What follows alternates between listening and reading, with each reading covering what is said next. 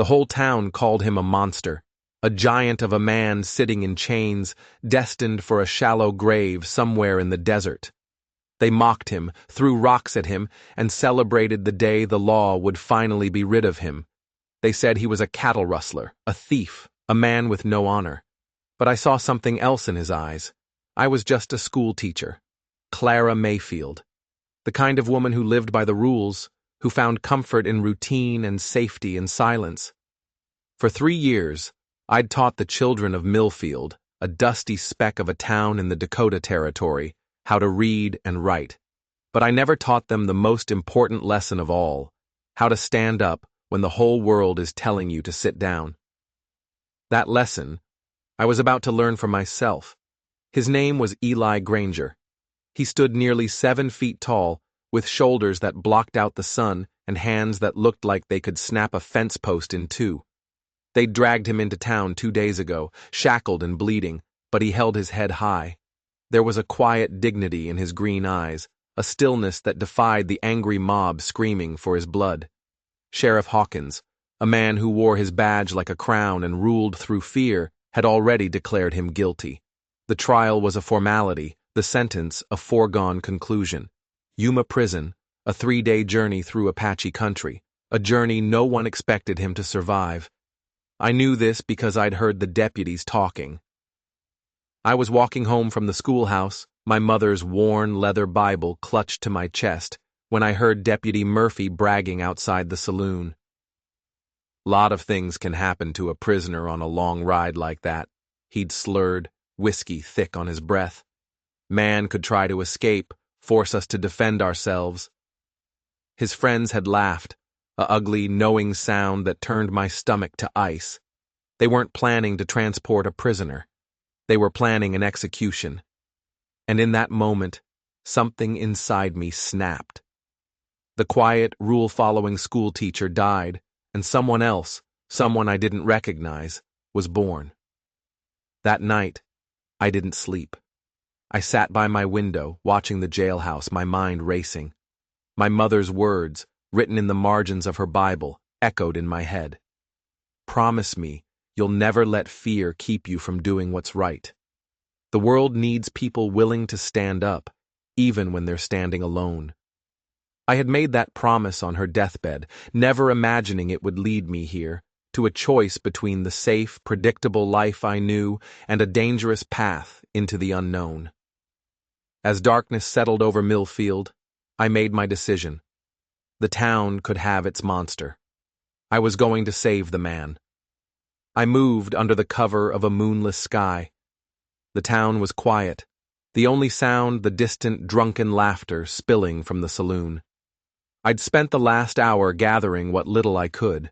A satchel with dried beef and a water skin, my father's old Colt revolver, heavy and cold in my coat pocket, and a borrowed mare from the livery stable, a silent accomplice in my rebellion. I had never broken a law in my life, but as I crept through the alley behind the jail, my heart hammered with a strange, terrifying calm. This wasn't a crime. This was an act of justice in a town that had forgotten the meaning of the word. The jailhouse was a squat, ugly building of stone and timber. Through a single barred window, I could see Deputy Collins slumped in a chair, a bottle of whiskey dangling from his hand. He was fast asleep, his snores a low rumble in the quiet night. The keys to the cells hung on a peg right beside him, so close and yet a world away. I circled the building, my shoes making no sound on the packed earth, until I found what I was looking for. A loose board near the back window, something I'd noticed on my walks past the jail. It was a small gap, a tiny flaw in the town's fortress of injustice. And it was going to be my way in. Prying the board loose was easier than I'd expected. The wood groaned in protest, a sound that seemed as loud as a gunshot in the silence. I froze, listening, but Collins never stirred. I squeezed through the narrow opening, the rough wood snagging my dress. Inside, the air was thick with the smell of stale whiskey and despair. My heart was pounding so hard I was sure it would wake the dead. but I forced myself to move with a slow, deliberate grace I didn't know I possessed. I lifted the keys from the peg, their metal cool against my trembling fingers. And then, I walked toward the cells. He was sitting on the narrow cot, his back against the wall, his eyes open and alert in the darkness. He wasn't surprised to see me. It was as if he'd been waiting. "Miss Mayfield," he said, his voice a low rumble that sent a shiver down my spine. "I wondered if you might come." I didn't have time for questions. I fumbled with the keys, my hands clumsy with adrenaline, until I found the one that fit the lock. With a sharp click, the cell door swung open. "We have to go," I whispered. "Now." "Why are you doing this?" Eli asked, his eyes searching mine in the dim light. He hadn't moved from the cot, his large frame filling the small cell. He was studying me, not as a savior, but as a puzzle he couldn't quite solve. For a moment, I couldn't find the words. Why was I risking everything for a complete stranger, a man accused of terrible crimes? Then I thought of my mother, of the promise I'd made. "Because it's right," I said, the words simple but true. "Because my mother taught me that sometimes doing right is more important than doing safe." He looked at me for a long moment, then gave a slow nod. "Your mother was a wise woman." The shackles on his wrists and ankles were a bigger problem. The iron was thick and heavy, the locks complex. As I worked on them, trying key after key, I could feel the tension in him, the coiled strength of a man used to being free. The metal was cold and unforgiving, and the raw, bloody marks on his skin told a story of brutal treatment. "Hurry!" I urged, my voice barely a whisper. Outside, the laughter from the saloon had died down. The town would be waking soon. Finally, with a groan of protesting metal, the last shackle fell away.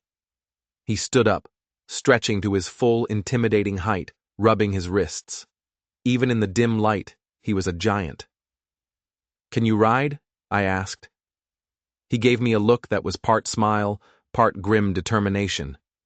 "Better than most," he said. We slipped out the way I came in, Eli's size making the passage a tight squeeze. Deputy Collins was still snoring in his chair, oblivious to the fact that his prisoner, the most dangerous man in the territory, was now a free man. Outside, the night air was cold and crisp. I untied the mare and handed Eli the reins. He swung himself onto her back with an easy grace that belied his size. I climbed up behind him, my heart still racing, my arms wrapping around his waist for balance. I could feel the solid warmth of his body through his thin shirt, the steady rhythm of his breathing. "Which way?" he asked, his voice low and urgent. For the first time, a flicker of doubt entered my mind. I had freed him, but what now? Where could we possibly go? "North," I said, the word coming out with more confidence than I felt. "There's an old abandoned homestead about 5 miles out. We can hide there, plan our next move." He didn't question me.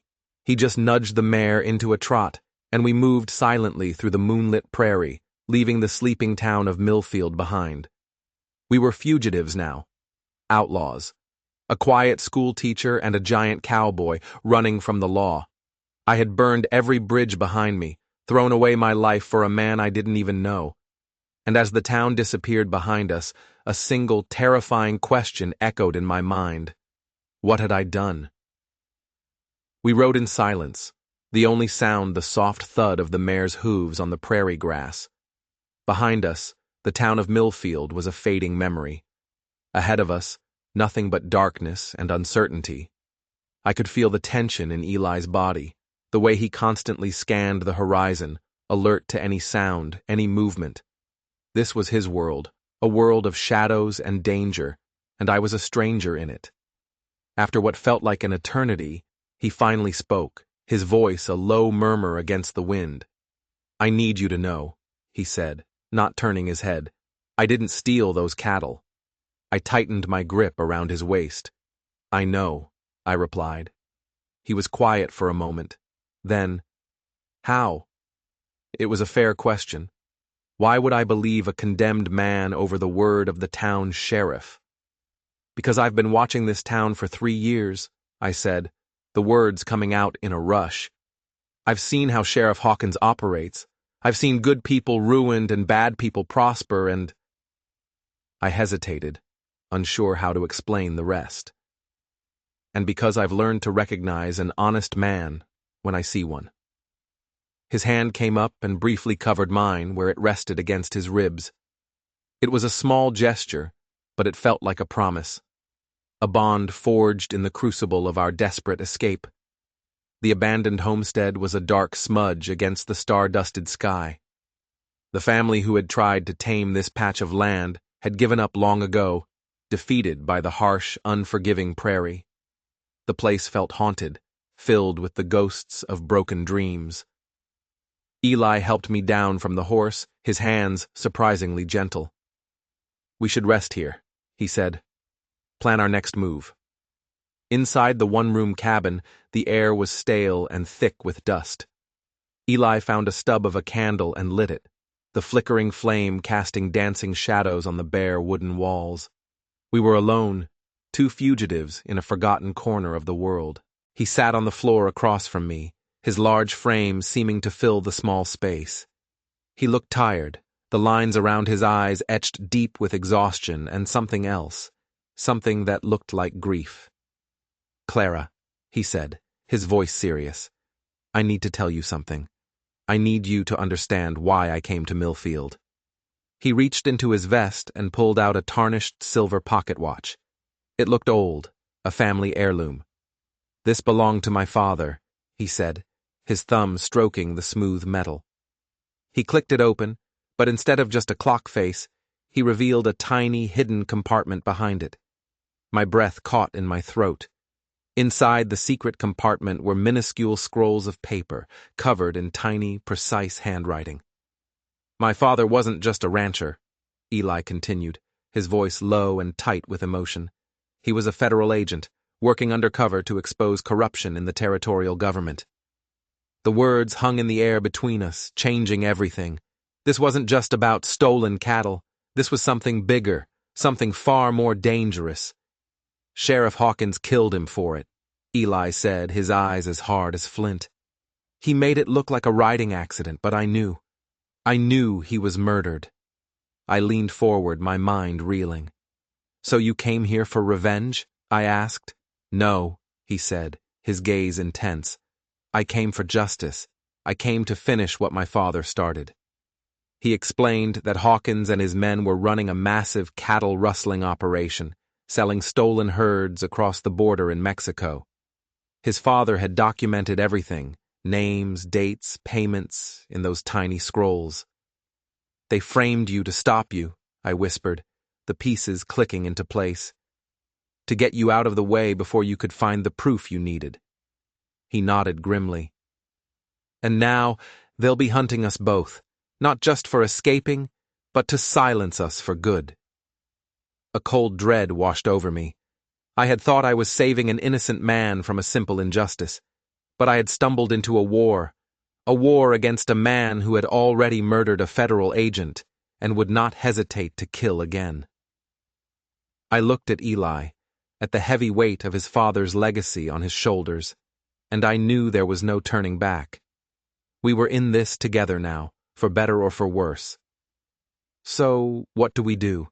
I asked, my voice steadier than I felt. He closed the watch, the click echoing in the silent cabin. "We don't run," he said, his green eyes burning with a fierce determination. "We fight. We find the current records, the proof of what they're doing now. We expose them all." The plan was insane. It was suicide. But as I looked into his eyes, I knew I would follow him. I had to. Dawn broke over the prairie, painting the sky in shades of pale pink and gold. It was a beautiful, peaceful morning that stood in stark contrast to the turmoil in my heart. I had woken to find Eli standing at the cabin's single window, his father's watch in his hand, already on guard. "They're looking for us," he said without turning. "Riders passed by twice in the night." Hawkins will have men combing every inch of this territory. The reality of our situation hit me with the force of a physical blow. We were prey, and the hunters were closing in. As I got up, my muscles aching from a night spent on the hard floor, I noticed the raw, bleeding welts on his wrists where the shackles had been. "Let me see," I said, my voice soft. He hesitated, then held out his arms. The iron had cut deep into his skin. Without a word, I tore a strip from my petticoat and began to clean and bandage the wounds. It was an intimate act, tending to this stranger who had become the center of my world in less than 24 hours. He stood perfectly still, watching me with an unreadable expression. "You don't have to do this, Clara," he said quietly. "You could still go back. Tell them I forced you, that I took you hostage. Hawkins would believe it." I stopped what I was doing and met his gaze. "Is that what you think of me?" I asked, a new fire kindling inside me. "That I would save myself by lying, by abandoning you?" "I think you're a good woman who deserves a better life than this," he said, his voice rough with an emotion I couldn't name. "And I think you're a man worth saving," I replied, tying off the last bandage. "We're in this together, Eli, for whatever comes next." We ate a meager breakfast of hardtack and water, our minds focused on the impossible task ahead. We needed supplies, a fresh horse, and information, and Eli knew just where to get it. "There's a trading post about 10 miles north of here," he said, his eyes fixed on the horizon. "It's run by a man named Joe Crow Feather. He's no friend of the law, especially not Hawkins's law. He might be willing to help us." The ride to the trading post was tense. We stuck to the back trails, avoiding the open roads where a posse could spot us from miles away. Eli's knowledge of the land was our only protection. He moved with a quiet confidence, his eyes constantly scanning, his senses alert to the slightest sign of danger. It was clear he belonged out here, in this wild, untamed country. I, on the other hand, felt like a porcelain doll in a china shop, fragile and out of place. The trading post was a cluster of low buildings huddled by a creek. It looked peaceful, but as we drew closer, Eli's hand moved to the revolver tucked into his belt. "Let me do the talking," he said.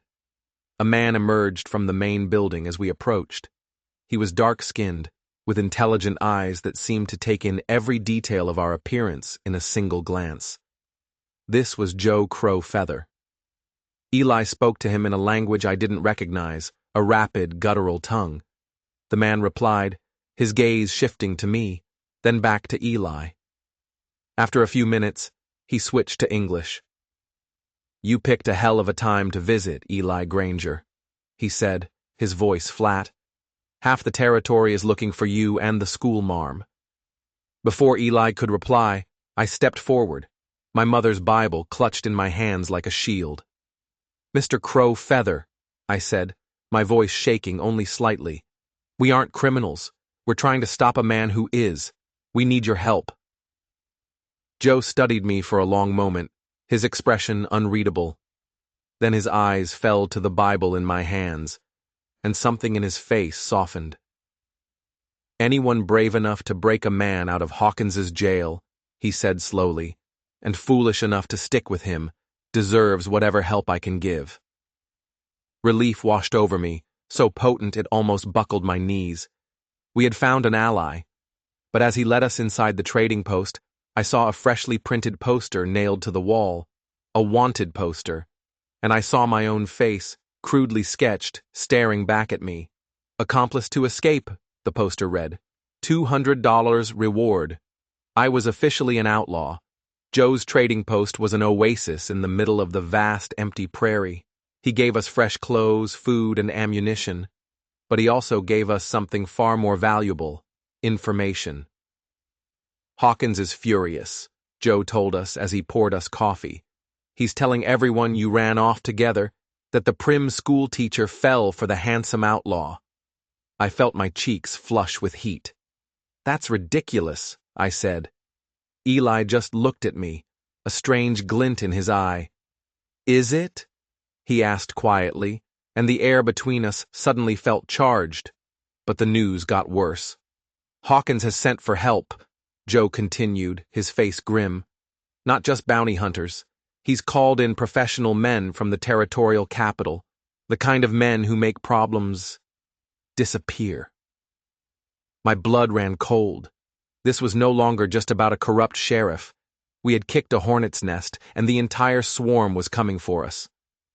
We need to get the evidence and get out, Eli said, his voice tight. He showed Joe his father's watch, the hidden scrolls of paper. Joe studied them carefully. This is good, he said. But it's old. To bring down a man like Hawkins, you need proof of what he's doing now. And Joe knew where to find it. Hawkins has a private office, he explained, spreading a hand-drawn map on the counter. Above Murphy's saloon. It's where he runs his real business. He keeps ledgers there, records of all his illegal dealings. The plan was forming in my mind, as terrifying as it was necessary. We had to go back to Millfield, back into the lion's den. It's a fortress, Joe warned, guarded day and night, especially now. Getting in there will be next to impossible. But not impossible, Eli said, his jaw set. Then Joe told us something that turned my fear into a cold, hard rage. There's something else you should know, he said, his voice dropping to a whisper. He told us about his daughter. She had been 8 years old, a student in a nearby town. A bright, curious little girl who started asking questions. Questions about why some families had so much and others so little, why certain men always seemed to have money. One night, she didn't come home, Joe said, his voice thick with a grief so profound it was almost a physical thing. They found her body in the creek 3 days later. They called it an accident. He looked at me, his dark eyes filled with a pain that would never heal. Hawkins and his men, they killed my little girl because she asked too many questions. I thought of my own students, Tommy Morrison, Samuel Chen, their bright, inquisitive faces. I thought of the world I was trying to prepare them for, a world where asking a question could get you killed. In that moment, all my fear vanished, replaced by a fierce, protective anger. Then we don't run, I said, my voice ringing with a conviction that surprised even me. We go back. We get those ledgers. And we burn his whole rotten world to the ground. Eli and Joe both stared at me, a new respect in their eyes. The schoolteacher was gone. An avenging angel had taken her place. Leaving Joe's trading post felt like stepping off a cliff. We were heading back towards Millfield, back towards the danger we had so narrowly escaped. But this time, we weren't running. We were hunting. We had a new purpose, a new fire in our bellies. Justice for a murdered federal agent. Justice for an 8-year-old girl. Justice for all the people who had suffered under Hawkins's reign of terror. But before we faced Hawkins, there was one more person we had to see. A man who might be our last, best hope. A man named Jake Morrison. Jake was my father's best friend, Eli explained as we rode east. If anyone in this territory can be trusted, it's him. Jake's son, Tommy, was one of my brightest students. A boy with a quick mind and a healthy dose of skepticism. A boy who, I remembered with a jolt, had been pulled out of school just a month ago. His father had said he was needed on the ranch, but now a more sinister reason began to take shape in my mind. We arrived at the Morrison Ranch to find Jake standing on his porch, a shotgun held loosely in his hands. He was a lean, weathered man with eyes that missed nothing. "That's close enough," he called out, his voice wary. "State your business." "Jake, it's me, Eli Granger," Eli said, raising his hands to show he was unarmed. Jake's eyes narrowed. "I can see who you are, Eli. What I want to know is why you're here when every lawman in the territory is looking to put a rope around your neck." Eli swung down from the horse and walked slowly towards the porch. He pulled out his father's watch and opened it, revealing the hidden compartment. "Because we're not running from the truth, Jake," he said. "We're trying to prove it." Jake's tough exterior crumbled as he examined the tiny scrolls. He had known Eli's father, had mourned his accidental death. Now, seeing the proof of his friend's secret work, his face hardened with a new resolve. "Come inside," he said, his voice rough with emotion. "We need to talk." Inside the simple ranch house, Jake confirmed our worst fears. Hawkins had been stealing from him too, and he had threatened Jake using Tommy as a pawn. "He paid me a visit last week," Jake said, his hands clenched into fists. "Suggested it might be better for Tommy to learn ranch work instead of filling his head with book learning. The message was clear. Keep your son quiet or I will." The pieces were all falling into place. Tommy had asked too many questions, just like Joe's daughter, and Hawkins had silenced him. We laid out our plan to break into Hawkins's office. Jake, having delivered supplies to the saloon in the past, knew the layout perfectly. He told us about a back staircase, about the guard rotations, about a 15-minute window during the shift change, when the office would be most vulnerable. It was a long shot, a desperate gamble, but it was the only one we had. As we prepared to leave, Jake's son Tommy came into the room. His eyes widened when he saw me. "Miss Mayfield!" he exclaimed. "What are you doing here?" Before I could answer, Jake put a hand on his son's shoulder. "Tommy," he said, his voice firm, "Miss Mayfield and Mr. Granger are helping us, helping all of us." The boy looked from his father to Eli, then to me, his young face filled with a dawning understanding. He knew something was wrong in Millfield. He was one of the few who dared to question it. And now, he was part of the fight. Riding back to Millfield under the cover of darkness, my heart was a frantic drum against my ribs. The town that had once been my home now felt like enemy territory. Every shadow seemed to hold a threat. Every gust of wind sounded like a whispered warning. We took shelter in an abandoned mine shaft overlooking the main street, the perfect vantage point to watch our target, Murphy's Saloon. The place was alive with light and noise, a beacon of corruption in the heart of the town. We could see the back staircase, the single guard patrolling below. It looked just as Jake had described. We had our plan. We had our window of opportunity. But as I looked at the town, teeming with Hawkins's men, I knew that the odds were stacked impossibly against us. We were outgunned, outnumbered, and running out of time. This was a suicide mission. And yet, I had never felt more alive. I had spent my entire life being careful, being quiet, being safe. And for what? To live in a world where bullies and murderers made the rules? No, not anymore. I looked at Eli, his face grim and determined in the moonlight. He had lost everything to these men. His father, his home, his name. But he had never lost his honor. And as he looked at me, his green eyes seemed to see right into my soul. "Clara," he said, his voice so soft I could barely hear it. "If we don't make it out of this, I want you to know." He didn't finish the sentence. He didn't have to. I felt it too. This strange, powerful connection that had grown between us in the fire of our shared struggle. But before he could say more, he reached out and touched my face, his calloused thumb brushing gently against my cheek. "Clara Mayfield," he whispered, his voice thick with an emotion that stole my breath away. "I know this is a hell of a time to ask, but if we get through this, will you marry me?" The question hung in the air between us, a fragile, beautiful thing in the midst of all the danger, a promise of a future we might never have. Tears welled in my eyes, but they were not tears of sadness. They were tears of a joy so intense it was almost painful. "Yes," I whispered. "Yes, Eli Granger. I'll marry you." He leaned in and kissed me then, a soft, gentle kiss that was a stark contrast to the violence we were about to face.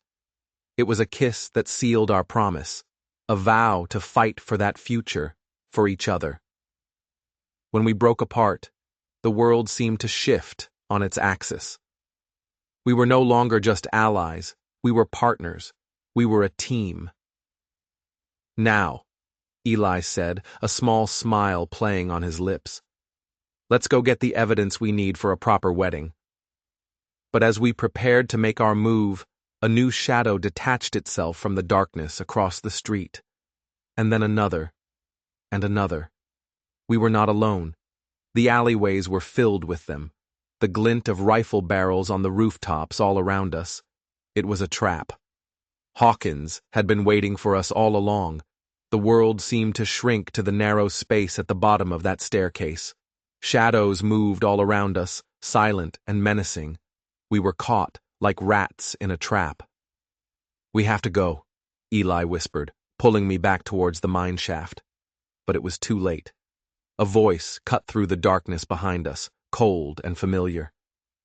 That's far enough, Granger. We turned to see Deputy Murphy stepping out from behind a water trough, his gun drawn and pointed straight at Eli's heart. His face was flushed, his eyes wild. He was drunk or scared, or both. The sheriff's been waiting for you, Murphy sneered. Said you were too stubborn to stay away. Murphy, you know this is wrong, Eli said, his voice calm and steady, a rock in the swirling chaos. You know Hawkins framed me. Doesn't matter what I know, Murphy shot back, his gun hand trembling. All that matters is what I can prove. And right now, I can prove you're a fugitive resisting arrest. This was it, the end of the line. But I wasn't going to go down without a fight. I stepped forward, putting myself slightly between Murphy and Eli. Deputy, I said, my voice clear and strong. Do you have children? The question threw him off. What's that got to do with anything? He stammered. I'm just wondering what kind of world you want them to live in, I said, pressing my advantage. One where innocent people are murdered for asking questions? Or one where justice actually means something? I could see the conflict in his eyes. He was not a monster like Hawkins. He was a weak man, a man caught in a web he didn't know how to escape. You don't have to be a part of this, Murphy, Eli said, his voice gentle. For a heart-stopping moment, I thought we had reached him. His gun lowered slightly, his face softened. And then, a voice boomed from the top of the stairs, sharp and cruel as a whip crack. Murphy, what in God's name are you waiting for? Shoot them! It was Hawkins. The spell was broken. Murphy's face hardened again, the gun coming back up, aimed at Eli. But in that split second of hesitation, I had reached into my coat pocket. My fingers closed around the cold steel of my father's revolver. Drop your gun, deputy, I said, my voice low and steady.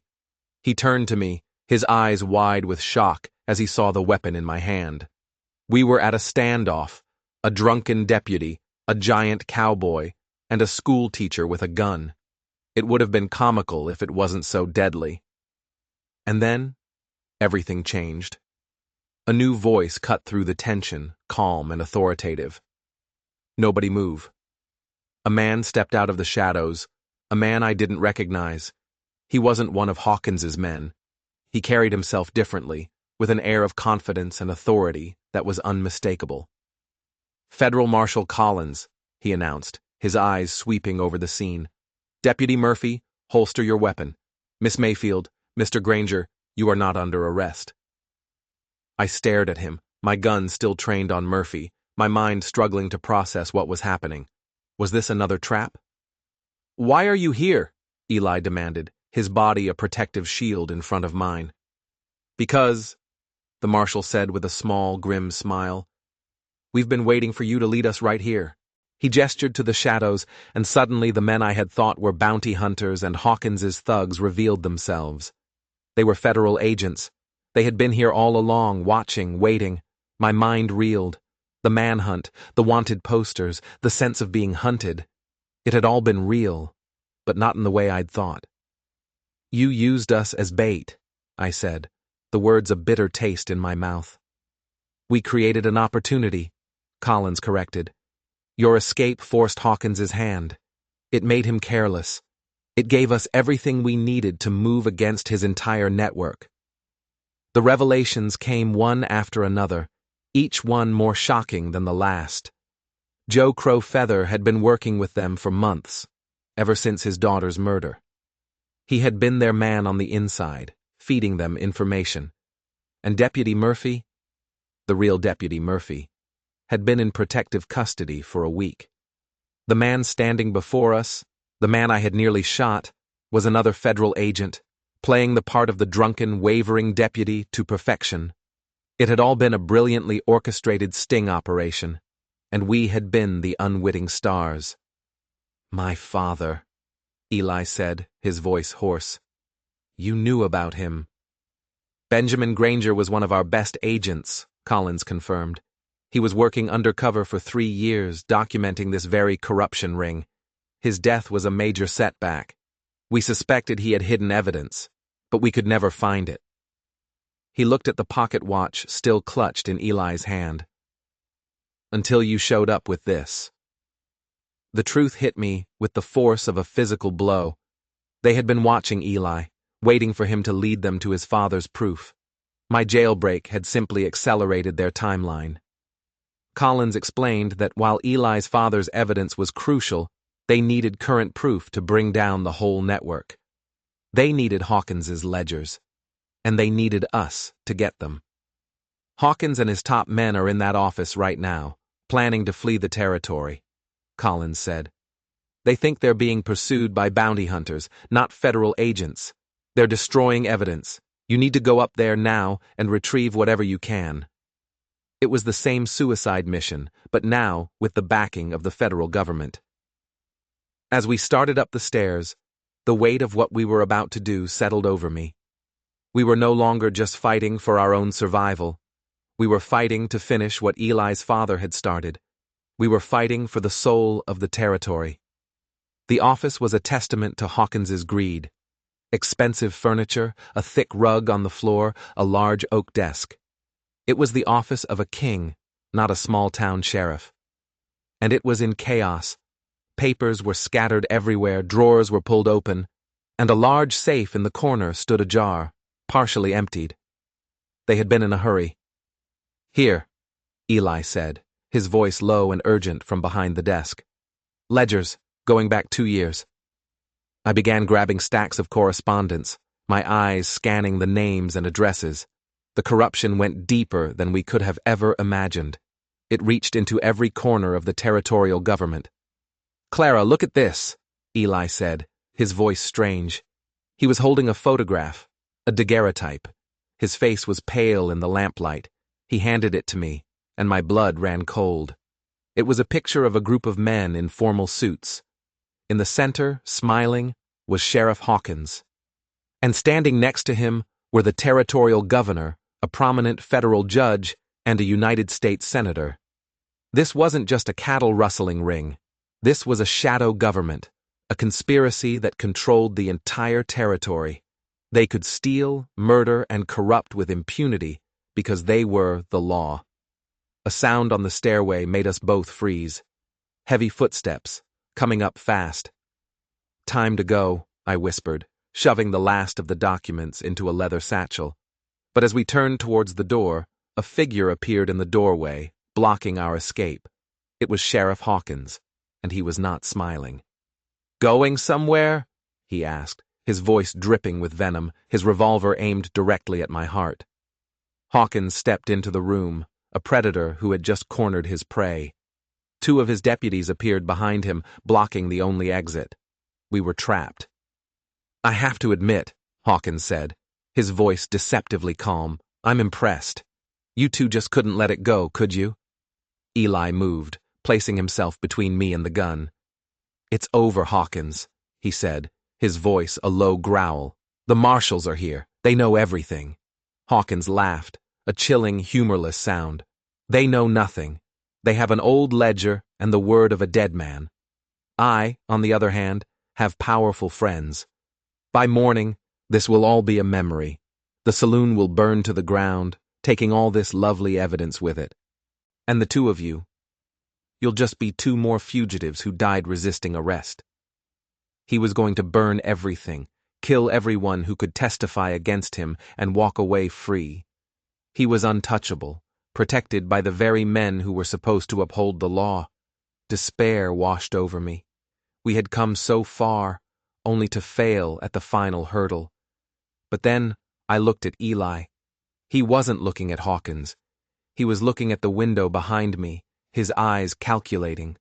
He was planning to create a diversion, to sacrifice himself so I could escape. "No," I whispered, shaking my head. "Together." His eyes met mine, and in that silent exchange, a new plan was forged. A desperate, final gamble.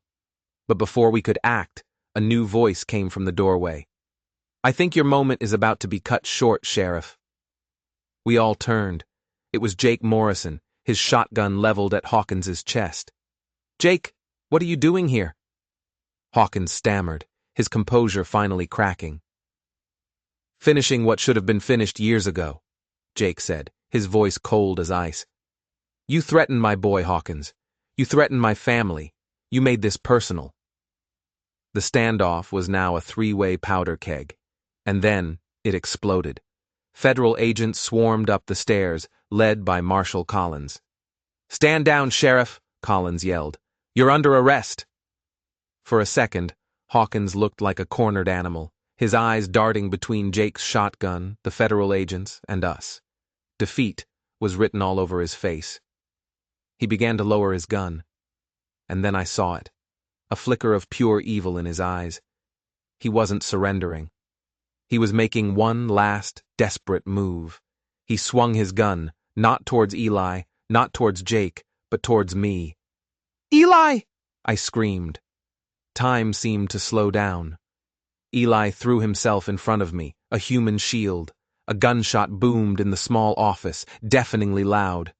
Then another. When the smoke cleared, Hawkins was on the floor, a dark stain spreading across his chest.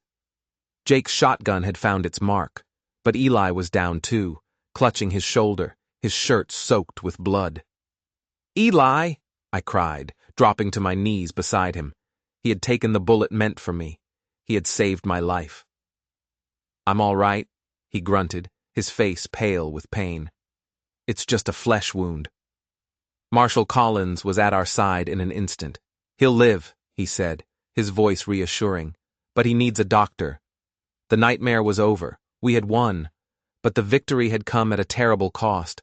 The trial that followed was the biggest event in the territory's history. It was more than just the prosecution of a corrupt sheriff. It was the cleansing of a deep-seated sickness that had infected the highest levels of power.